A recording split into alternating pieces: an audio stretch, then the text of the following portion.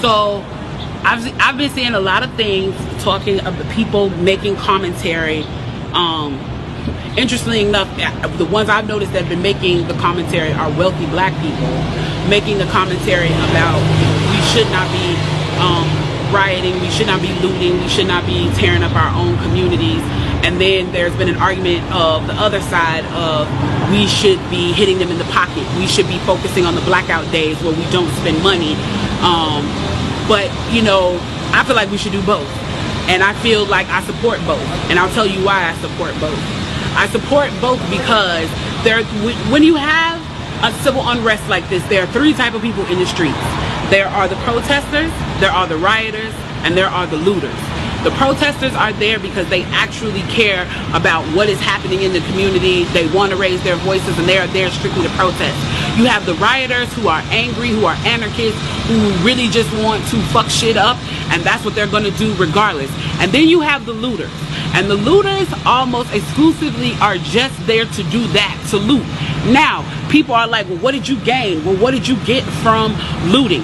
I think that as long as we're focusing on the what, we're not focusing on the why, and that's my issue with that. As long as we're focusing on what they're doing, we're not focusing on why they're doing. And some people are like, well, those aren't people who are legitimately angry about what's happening. Those are people who just want to get stuff.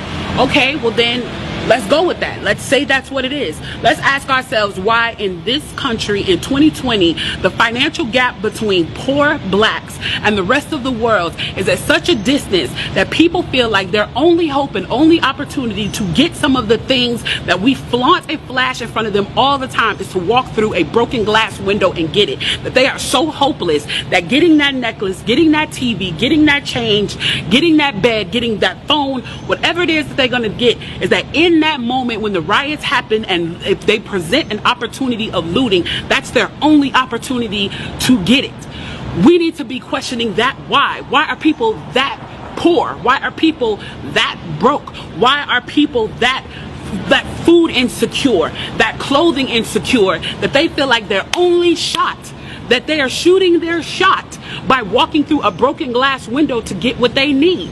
And then people want to talk about, well, there's plenty of people who pulled themselves up out of bootstraps and got it on their own.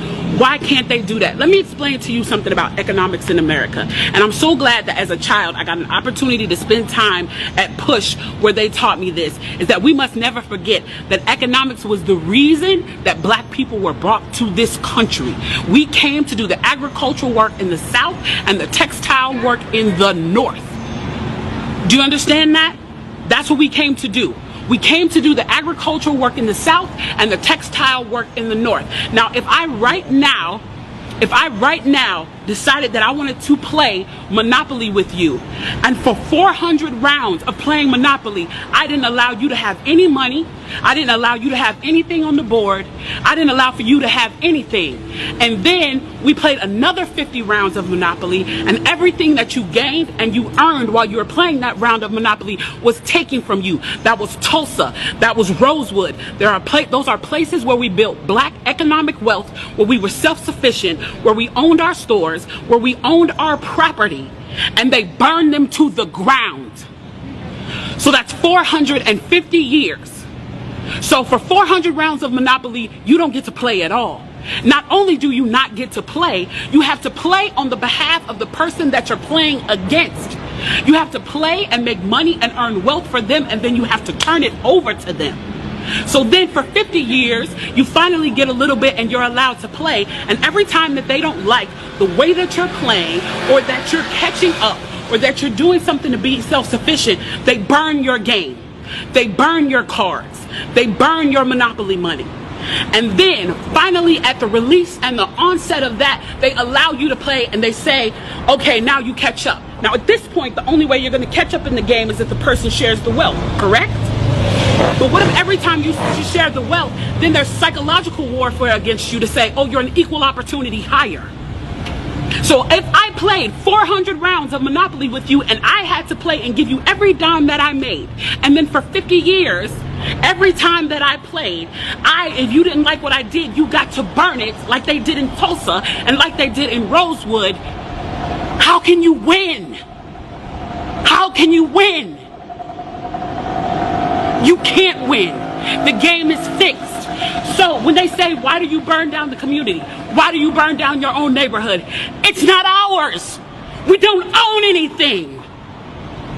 We don't own anything. Trevor Noah said it so beautifully last night. There's a social contract that we all have. That if you steal or if I steal, then the person who is the authority comes in and they fix the situation. But the person who fixes the situation is killing us.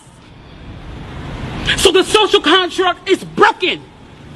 And if the social contract is broken, why the fuck do I give a shit about burning the fucking Football Hall of Fame, about burning a fucking Target? You broke the contract when you killed us in the streets and didn't give a fuck. You broke the contract when for 400 years we played your game and built your wealth. You broke the contract when we built our wealth again on our own, by our bootstraps in Tulsa, and you dropped bombs on us. When we built it in Rosewood and you came in and you slaughtered us. You broke the contract, so fuck your Target. Fuck your Hall of Fame. As far as I'm concerned, they could burn this bitch to the ground. And it still wouldn't be enough. And they are lucky that what black people are looking for is equality and not revenge.